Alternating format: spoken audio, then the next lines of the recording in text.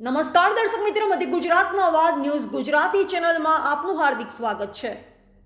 બનાસકાંઠા જિલ્લાના ધાનેરા શહેરમાં ત્રિદિવસીય હનુમાનજી પ્રતિષ્ઠા પ્રસંગે શહેર મુસ્લિમ સમાજ તરફથી આજે 51,000 રૂપિયા પૂરા દાનમાં આપી શોભાયાત્રાના સહભાગી બન્યા હતા અને શહેરમાં કોમી એકતાના દર્શન થયા હતા।